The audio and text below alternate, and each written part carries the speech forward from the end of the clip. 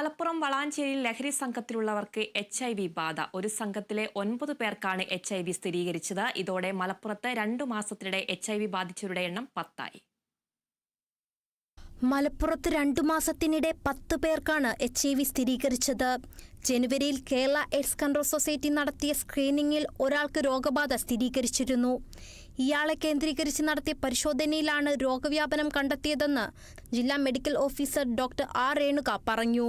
High risk ആയിട്ടുള്ള ആളുകളെ കണ്ടെത്തുകയും അതിലൊരു വ്യക്തിയെ കണ്ട് അവരെ കൗൺസിൽ ചെയ്ത് ടെസ്റ്റിംഗിന് വിധേയമായപ്പോഴാണ് ഇങ്ങനെ അവർക്ക് HIV പോസിറ്റീവ് ആണെന്ന് കാണുകയും പിന്നീട് അവരിൽ നിന്ന് ചോദിച്ചിട്ടാണ് നമുക്ക് ഈ കഴിഞ്ഞ 2 മാസമായിട്ട് നമുക്ക് 10 പേരെ നമ്മൾ ഐഡന്റിഫൈ ചെയ്തു.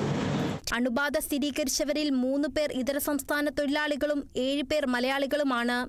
ലഹരി കുത്തിവെക്കുന്നവർക്കിടയിൽ എയ്ഡ്സ് ബാധ വർദ്ധിക്കുന്നുണ്ടെന്നും ഇത് ആശങ്ക സൃഷ്ടിക്കുന്നുണ്ടെന്നും DMO കൂട്ടിച്ചേർത്തു.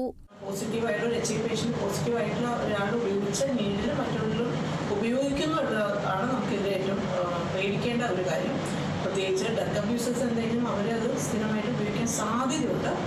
അപ്പോൾ ഇതിന് വേണ്ടിയിട്ടുള്ള കാര്യങ്ങളെപ്പറ്റി അവയർനെസ് കൊടുക്കുക എന്നുള്ളതാണ് നമ്മുടെ പ്രധാനപ്പെട്ട ലക്ഷ്യം. അതിൻ്റെ ഒപ്പം തന്നെ HIV പോസിറ്റീവായിട്ടുള്ള ഒരാളെ കിട്ടിക്കഴിഞ്ഞാൽ നമുക്ക് HIV ആക്ട് വളരെ ശക്തമായിട്ടൊരു ആക്ട് ഉണ്ട്. നമുക്ക് ഇവരെ നമ്മൾ സ്ക്രീൻ ചെയ്ത് കൗൺസിലിംഗ് നടത്തി അവരെ ചികിത്സയിലേക്ക് കൊണ്ടുവരണം. സൂചിയിൽ നിറച്ച നിലയിലാണ് പലപ്പോഴും വിതരണക്കാർ ലഹരി കൈമാറുന്നത്. ഉപയോഗിച്ച സൂചി ഇവർ വീണ്ടും ഉപയോഗിക്കുന്നത് പതിവാണ്.